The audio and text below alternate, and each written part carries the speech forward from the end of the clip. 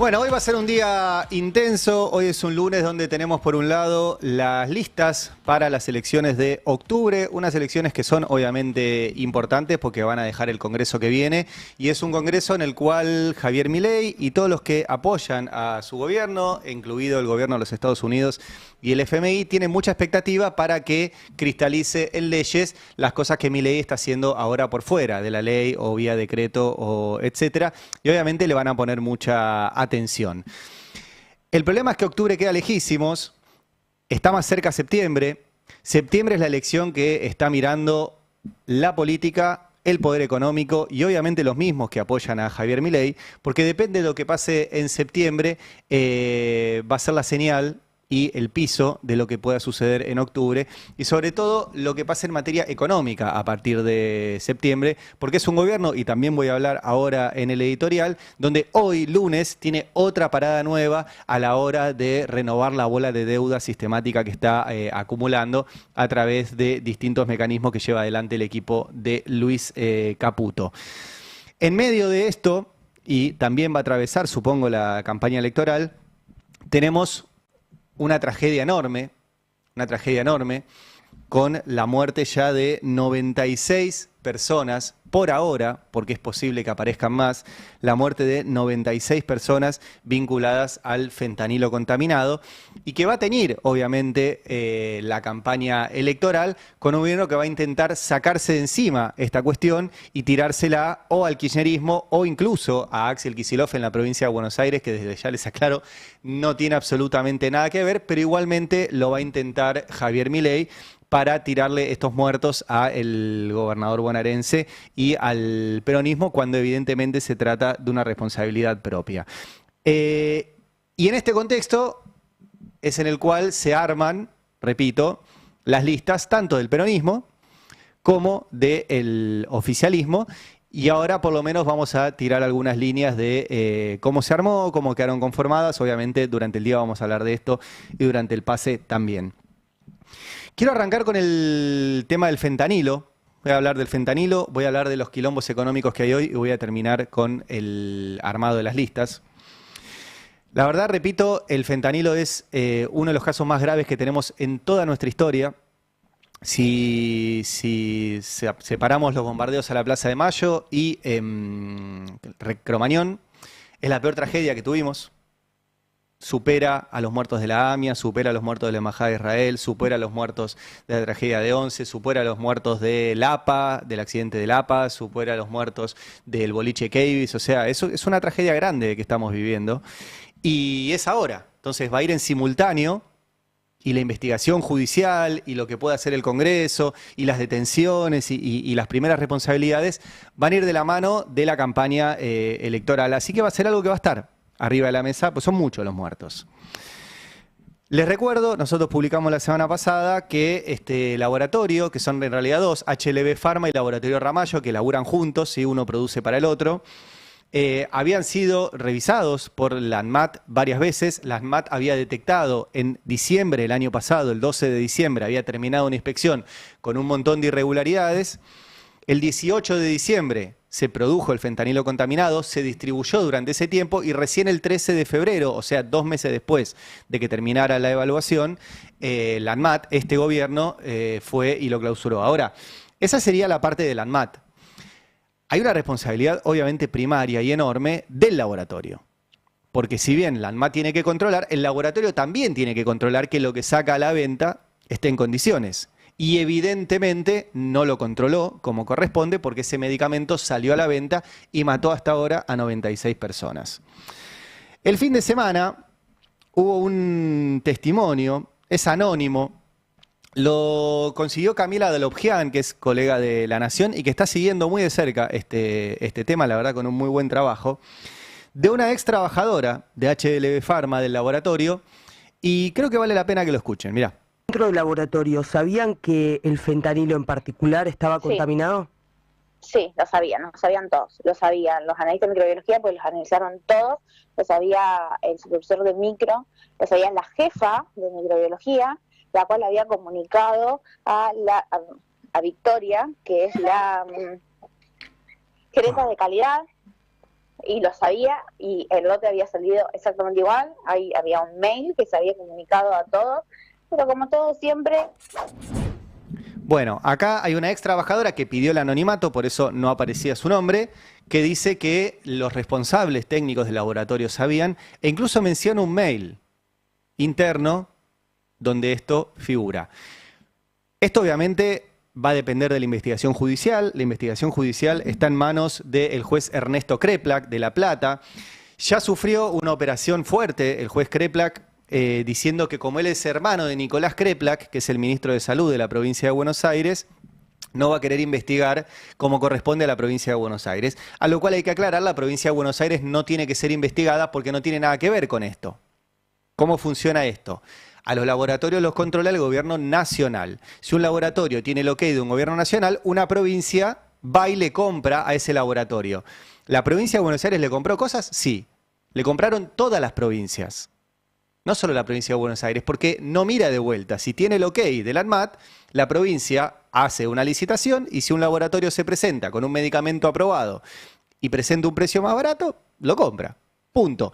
El ministro de Salud, Nicolás Kreplak, no tiene nada que ver con la habilitación del laboratorio HLB Pharma que investiga a su hermano, Ernesto Kreplak. Por eso no hay nada que ver ahí. Ahora, obviamente van a querer enturbiar esto. Por eso, repito, tiene mucho que ver con la campaña que pase con el caso del fentanilo. ¿En qué está la investigación judicial? Bueno, está muy avanzada, porque lo que tuvieron que hacer es, primero, ver dónde estaban todas las ampollas de fentanilo, ir a más de 200 hospitales, pedirle a esos hospitales que revisaran sus historias clínicas, de esas historias clínicas a quién le aplicaron el fentanilo, ver los fallecidos a los cuales se les aplicó.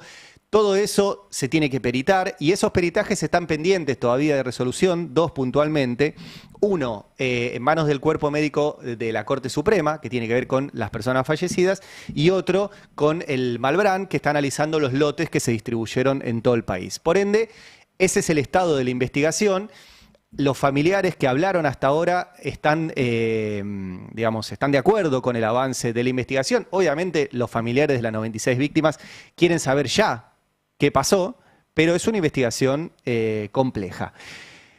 Tan compleja que el principal acusado hasta ahora no, el principal sospechoso es Ariel García Furfaro, que es el dueño de este laboratorio y que habló también, el fin de semana lo agarraron en la puerta de un edificio y me parece interesante que lo escuchen y que le conozcan la cara. Dice muchas cosas, ahora voy a tratar de explicar cada una de las cosas que dice, pero vengan a YouTube, así le conocen la cara y ven al personaje que es el responsable de todo esto.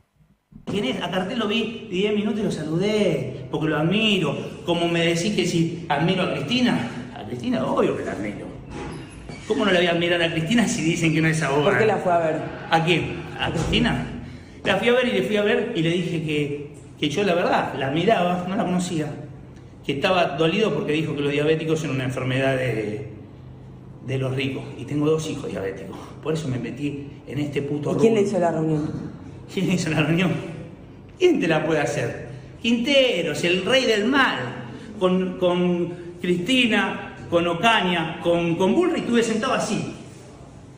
El rey del mal, vos no sabés con quién hablaste, vos no sabés instalaron muerte cuando la gente que se murió estaba toda en terapia intensiva. ¿Sabés lo que es leer la historia clínica de este nene Renato? Tengo un hijo de esa edad con la cabeza aplastada, sangrando. Sí, obvio, si la ampolla tiene la clexila, está mal. Vamos a averiguar qué pasó. Pero ¿sabes lo que es leer la historia clínica de ese nene? ¿Se puede poner una bacteria así en un lote? La verdad, yo estoy hablando de bacteria ahora. Lo que sí te puedo decir, que hicimos 6 lotes. Bueno, dijo de todo este hombre, me parecía importante que le conozcan la cara. Dijo en un momento que él le pedían que se presente durante el kirchnerismo. Miren, yo averigüé cuál fue el rol de este hombre durante la pandemia. Hay 2 cosas. Una, que él efectivamente se presentó a una contratación que se hizo del Ministerio de Salud junto con otras 100 empresas. Contratación que nunca terminó. Por ende, el Gobierno Nacional no tiene contrataciones con HLB Pharma. Segundo, que él quiso meterse efectivamente en el negocio de las vacunas y hubo una advertencia del entonces ministro de Salud, Ginés González García, que dijo, con este no, lo conocemos, déjenlo afuera, que no se meta, y efectivamente no lo dejaron meterse en esa cuestión. A mí me lo contaron ya varias personas que participaron de esas negociaciones, pero que era un tipo que efectivamente quería meterse en muchos negocios, y por lo menos durante la pandemia no se metió con lo que hacía el gobierno nacional y puntualmente con las vacunas. Periel dice, por ejemplo, bueno, las personas tenían patologías muy graves y no murieron por el fentanilo. Bueno, lo que está marcando es que ese lote de fentanilo que estaba contaminado coincide con todas las muertes. Entonces, ahora tendrá que seguir, repito, la investigación judicial, pero es un hombre que está intentando aparecer, desligarse, mencionar a otro, este hombre Quinteros, y empezar a mandar señales también de vínculos políticos, etcétera. Pero bueno, él es el principal sospechoso y es posible, veremos, que sea uno de los detenidos cuando esto avance. El otro que habló el fin de semana es Mario Lugones, que es el ministro de Salud, que obviamente es responsable de todo esto. No había dicho nada hasta ahora, el fin de semana habló y pasó esto. Esto no tiene antecedentes, ministro, esta cantidad de muertos. No tiene antecedentes. No tiene antecedentes. No, coincido con vos, no tiene antecedentes y me pongo muy mal cuando hablo de esto, porque soy médico. Y es un atentado a la gente. No sé si me explico. Es un atentado a la gente. No tienen derecho a hacer lo que hicieron. Es de mala gente hacer esto. Es de muy mala gente. Bueno, ese era el ministro de Salud, que obviamente tiene una cuota de responsabilidad en esto, y recordemos que la ANMAT, lo que publicamos nosotros es que sabía y no hizo lo que correspondía. También sabía, y yo quiero marcar esto, el laboratorio sabía perfectamente lo que tenía y lo sacó a distribución, y hay 96 muertos en este momento. Y repito, ¿por qué hablo tanto del caso?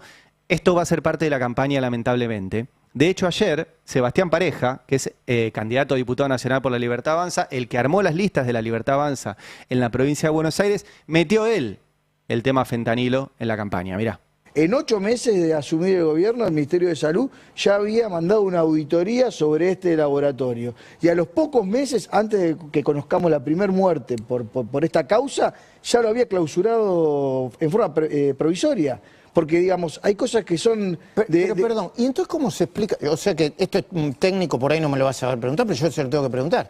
Entonces, ¿cómo se explica que igual salió la partida? Lo clausuraron en el laboratorio y la partida de medicamentos salió. Bueno, porque la provincia de Buenos Aires, porque en la provincia de Buenos Aires reina lo trucho, todo lo ilegal.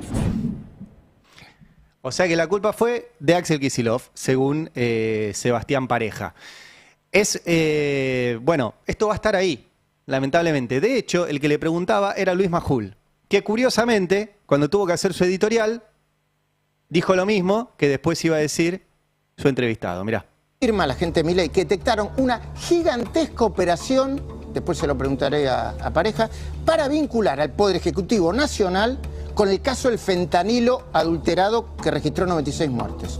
Por eso le pidieron al ministro de Salud, Mario Lugones, que salga a dar explicaciones, y lo hizo, creo que fue el viernes pasado. No tiene antecedentes y me pongo muy mal cuando hablo de esto, porque soy médico. Y es un atentado a la gente. No tienen derecho a hacer lo que hicieron. Es de mala gente hacer esto. No se puede creer que un laboratorio, alguien que esté metido en la salud, permita tener un lugar que seguramente ha de ser muy sucio. Si no, ¿cómo se generan esas bacterias ahí? No es un lugar estéril. Bueno, ahí estaba el ministro de Salud hablando del fentanilo, ¿eh? A propósito, una última encuesta de poliarquía que nos envió Alejandro Katterberg concluyó, acá recién la terminó, que 2 de cada 10 argentinos creen que los dueños de los laboratorios tuvieron protección política para operar sin controles estrictos. Ahí está. Además, en esa misma encuesta se mostró que una abrumadora mayoría piensa que ahora mismo, hay protección política y judicial con la intención de demorar la investigación. Bueno, ahí estaba, Luis Majul en la misma línea, y después obviamente con su invitado Sebastián Pareja en lo mismo. Si hay protección política hoy, gobierna Milei. ¿Sí? Habría que avisarle a Majul antes que lea una encuesta al aire. Bueno, esto, repito, va a estar ahí y les iremos contando las novedades del caso fentanilo, que es gravísimo, gravísimo, y lamentablemente va a estar en el medio de la campaña electoral. Campaña electoral que llega en un momento de una economía absolutamente congelada, en recesión. Hemos venido mostrando cómo caen los números de consumo, de ventas, cómo cae la industria, cómo sube la importación, cómo se pierde trabajo, cómo el salario cae. Simplemente para mostrarles cómo no hace falta que repitamos, porque todos los días hay un número nuevo para mostrar la debacle. El fin de semana fue el Día de las Infancias o el Día del Niño, como le quieran llamar. Salió el número de la Cámara del Juguete de los datos y acá tenemos Día del Niño 2025, ventas de juguetes cayeron 5,2% en unidades, pese al crecimiento del e-commerce, ¿sí? El comercio electrónico, que es lo que siempre reivindica el presidente, mostró un alza del 30% y ya concentra el 24% de las operaciones. Pero no logró compensar la retracción del canal físico, que sigue representando el 76% del total. El clima frío, el feriado del viernes 15 y la baja afluencia a tiendas presenciales impactaron el desempeño general, que cerró con una caída del 5,2% en unidades vendidas respecto del 2024, informó la Cámara Argentina de la Industria del Juguete, que además en el mismo comunicado mandó un gráfico donde muestra el aumento de la importación. ¿Sí? La evolución anual de las importaciones de juguetes, de juegos y juguetes en millones de kilos de enero a julio, estos son los últimos 10 años. Del año pasado a este hubo un aumento del 114%. Miren cuando repiten, no, el dólar no está bien, está barato. Más que se duplicaron las importaciones de juegos y juguetes. Esto obviamente rompe la industria nacional, rompe trabajo nacional y es un problemón. Es el dato de hoy sumado a todos los datos que venimos contándoles de la debacle económica que está llevando adelante este gobierno. Y hoy es un día importante, no solo por el día después de que se conocen las listas para las elecciones de octubre y porque estamos a muy poquito, ya 20 días de las elecciones en la provincia de Buenos Aires, sino porque hoy es uno de esos días donde el gobierno tiene que ver qué hace con el desfalco económico que está llevando adelante, sobre todo en términos de deuda. Nosotros le venimos contando cómo el gobierno, para frenar el dólar, una de las cosas que hace es emite letras del tesoro, o sea, emite deuda. Esa deuda cada vez le tiene que sumar un interés más grande para que los que tienen esa deuda la renueven y cada vez le renuevan menos bancos esa deuda. La semana pasada tenía que renovar, mostremos el tuit de Pablo Quirno, que es el secretario de Finanzas, y como les muestro acá, renovó solamente el 61%. La anterior había renovado el 76%, la anterior habían renovado todo. O sea, vienen en un mes perdiendo renovación de deuda, o sea, bancos que tienen letras con una tasa de interés, que les ofrecen más tasa de interés para que renueven y dicen, no, yo no te creo que me vas a pagar, me voy. A principios de julio, la tasa de interés estaba en el 39%. A mitad de julio ya la tasa de interés estaba en el 47%. A fin de julio la tasa de interés ya la llevaron al 65%. Y la semana pasada la tasa de interés la tuvieron que llevar al 69%. Esto en algún momento se termina por dos cosas. Primero, porque ese interés es deuda. Deuda que el gobierno no cuenta. Deuda que todos contamos. Cuando digo todos, voy desde economistas heterodoxos hasta el FMI. El FMI dijo, el gobierno no está contando esta deuda y ya representa 1,2% del PBI. O sea que el gobierno está en déficit financiero, le dijo el FMI. Pero además el problema de esto es que la semana pasada tuvieron que ofrecer 69%. Y como les quedó el 40% afuera, tuvieron que anunciar una licitación por fuera del calendario para hoy. Escuchen a Pablo Quirno, que fue a explicar esto a un lugar amigo, a Carajo Stream, explicando que fueron a inventar una nueva licitación hoy para todo lo que quedó fuera la semana pasada. Hoy anunciamos una licitación para el lunes, sí, donde estamos ofreciendo un título de tasa variable, TAMAR, como lo que hemos ofrecido en la licitación de ayer, que tuvo además muy buena recepción, que liquida el martes, o sea, para dejar justamente el menor periodo posible de tiempo entre que liquida la licitación que hicimos ayer, el lunes, y el martes. Entonces es exclusiva para bancos y es complementaria de las acciones que tomó el Banco Central hoy. En el contexto general, lo que es importante justamente destacar es que esto lo podemos hacer porque tenemos unos fundamentos que son recontrasólidos. Tan sólido es todo que es la segunda vez que tienen que inventar una licitación porque no les renuevan. La segunda en un mes. Entonces hoy, en medio de todo este quilombo, vamos a tener que ver cuál es la tasa que dan hoy. Recién Candevoto mostraba cómo están volando lo que el gobierno, lo que se llama las tasas de caución, que es lo que cuesta la plata en un día. Y cómo también sube y baja, porque hay alguien que interviene durante el día y después vuelve a subir, porque ya nadie quiere tener esa plata, entonces tienen que darte una tasa ridícula para que la dejes quieta. Bueno, el ministro de Economía, Luis Caputo, hablando justamente de esta tasa. Para nosotros la tasa, para nosotros no, la tasa es endógena, ¿no? Y estamos en un momento, en una situación en la que nosotros lo que seguro no vamos a hacer es, en este periodo, hacer que vaya algún peso al mercado. Eso no lo vamos a hacer y explico el por qué. Nosotros tradicionalmente lo que buscamos es que en algún punto la base monetaria común mapee con la base, lo que llamábamos antes la base monetaria amplia, es decir, que la demanda de dinero mapee con lo que es la cantidad de pesos. Cuando esa demanda de dinero sube por cuestiones, lo que nosotros llamábamos el punto anchor, por las buenas razones, es decir, porque hay aumento de la demanda de dinero o porque hay aumento del crédito, es una situación. Ahora, cuando esa situación se da y nosotros no tenemos certeza bien de por qué es, entonces nosotros no vamos a convalidar nunca que vayan pesos al mercado, porque cuidamos la inflación. Nuestro motivo principal en esto es cuidar los precios. Bueno, es maravilloso, no sé si notaron, cuando la cosa no anda le llama punto anchor. O sea, cuando tienen que inventar algo para explicar lo inexplicable le llaman punto anchor. Anchor se llama la consultora, repito, de Caputo, consultora cuyas acciones se duplicaron mientras Caputo está en el gobierno. El valor de las acciones se duplicaron, nadie explica por qué, porque supuestamente la habían cerrado, pero eran socios Caputo y Santiago Bausili, el presidente del Banco Central. Y tratando de explicar esto, que hoy vamos a tener un nuevo capítulo y vamos a ver a qué tasa dan. ¿Qué está mirando todo el mundo? También lo que sucede en el Congreso. Ahora lo vamos a hablar con Beldic, pero el Congreso tiene para tratar qué pasa con la plata para los jubilados, qué pasa con la emergencia en discapacidad, qué pasa con los ATN, qué pasa con un montón de dinero que el gobierno ha decidido recortar y que, según el gobierno, cada vez que el Congreso vota esas cosas, el mercado está preocupado. Bueno, no, el mercado está preocupado porque están haciendo una bola de deuda que en algún momento va a ser recontra impagable y que ya no les creen. Repito, la semana pasada le ofrecieron un 69% de tasa, el triple de inflación, y el 40% le dijo que no. Así que tuvieron que inventar una nueva para hoy, que vamos a ver qué tasa le dan.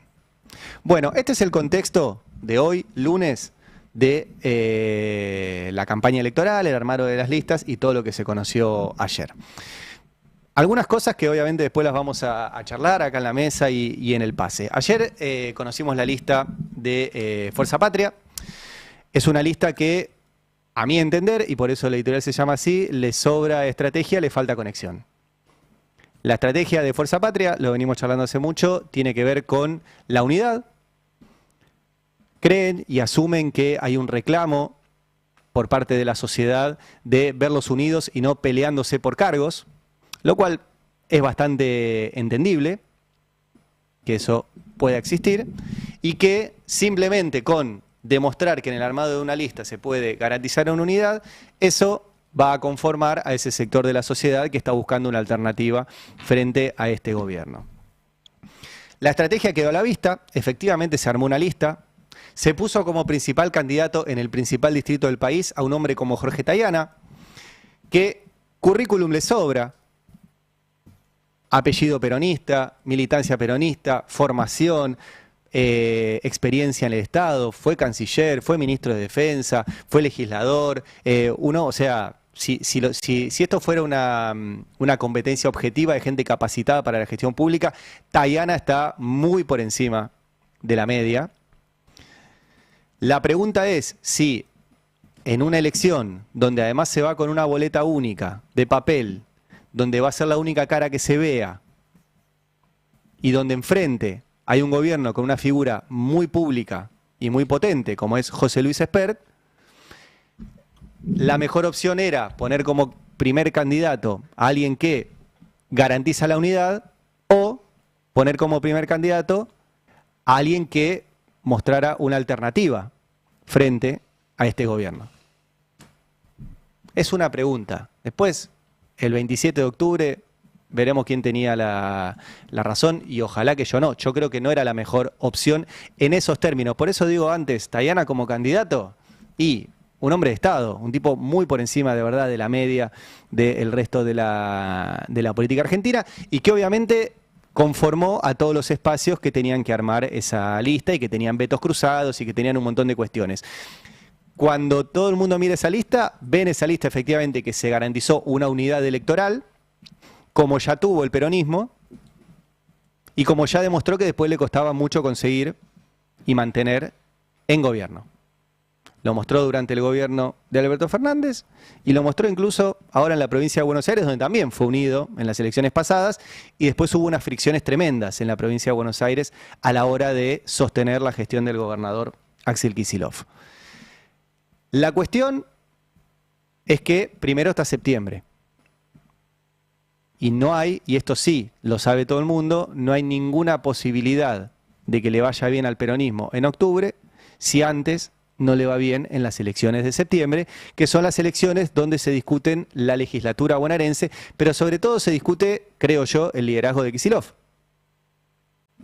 Y se discute, sí, el antagonismo gobierno de Milei a nivel nacional, gobierno de Axel Kicillof en la provincia de Buenos Aires. Y el gran tema, a mi entender, va a ser sí, como le preguntamos hace un rato a Jimena López, que es la número 2 de esta lista que tampoco es conocida. Jimena López va a ser la que vaya segunda en la lista que encabeza Jorge Tayana. Viene del espacio de Sergio Massa, que se quedó con el segundo lugar en la lista en la provincia de Buenos Aires, pero tampoco es una cara conocida. Y la verdad que las dos caras conocidas de la boleta, las dos caras, perdón, que van a encabezar la boleta, no son dos caras conocidas. Alguien dirá, el peronismo es conocido por sí mismo, no necesita que la cara de la boleta sea conocida. Yo creo que no alcanza.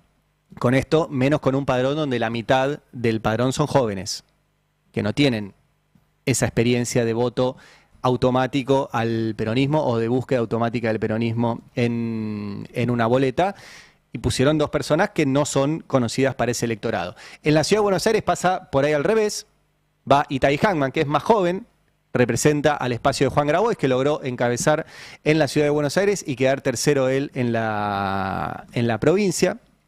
Veremos si eso en la Ciudad de Buenos Aires funciona, ¿sí? Si en una ciudad que vota sistemáticamente a la derecha, opta por un joven economista heterodoxo de izquierda, como es Itay Hagman. Todo para octubre. Yo creo que la clave está en lo que pase en septiembre y sobre todo si este armado de octubre trabaja como tiene que trabajar para que en septiembre le vaya bien a las elecciones en la provincia de Buenos Aires. Y después está la lista del gobierno, que me parece que la definió muy bien Sebastián Pareja, al cual escuchamos hace un rato decir que el quilombo del fentanilo es culpa del gobierno de la provincia de Buenos Aires, cosa que no es cierta, pero también aprovechó el fin de semana para explicar cómo armaron las listas del gobierno en todo el país y dijo esto. Y el casting del que hablaban ustedes de entrada tiene que ver con esto. Tiene que ver con gente que entendemos probada para mantenerse en una idea. Y ahí no importa el currículum que tengan, digamos. Van a ser soldados para el desafío que se nos viene. Bueno, no nos importa el currículum de nuestros candidatos, nos importa que sean soldados del presidente. Ahí está toda una definición. Entre los candidatos, bueno, José Luis Espert va a ser la cabeza en la provincia de Buenos Aires, eso ya lo saben. Ahora vamos a repasar con Beldic en el resto de los lugares, pero quería señalar a uno que es notable, que va a ir en la provincia de Buenos Aires, que va a ir en el lugar número 11, que se llama Sergio Figliuolo. Sergio Figliuolo, pero es más conocido como Tronco. Tronco es no sé, es la mano derecha, la mano izquierda, alguna mano de Alejandro Fantino en el canal Neura. Fantino ha sido uno de los principales promotores de Javier Milei. Javier Milei se lo agradece. Fantino es uno de sus comunicadores oficiales y ahora colocó a uno de sus hombres en la lista de la provincia de Buenos Aires, en el lugar número 11. Entiendo, expectante, puede llegar a entrar este hombre de Fantino. Y justo hay un archivo donde esto que dice Pareja, de buscamos gente que simplemente sea soldado del presidente, bueno, así lo actuaba, no lo actuaba, así lo personificaba Tronco, mirá. Así, así, así, 3, así, así, La nariz tapada. Me voy a poner uno más por día. Para los que no estén viendo, es Tronco Así, y está lleno de termos. Así, me estaba ahogando, pero no importa. Así, 3, Cabeza vengan. de termo, Eran 4. ¿no? Es como la analogía. Vengan, así, en octubre esto quiero, esto. Hola, sí, la ley la mandó el Poder Ejecutivo, la mandó el presidente, aprobada, me encanta. ¿Tienen agua los termos? Hola, sí, ¿qué vota, diputado Tronco? Excelente, después la leo, aprobada. Después la leo. Vamos, mi voto es positivo, vamos. ¡Opa! ¿Está presentando una ley en el Congreso que atenta contra el superávit fiscal? ¡No! No votó. ¿Pero la leyó? No, no la votó. No me interesa. Tronco, no hay que sentarse, porque si no damos quórum. 3, 1, 2, 3.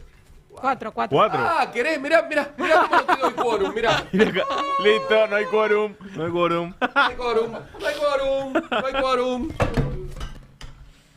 Bueno, era un chiste, pero efectivamente va a ser candidato este señor. Así,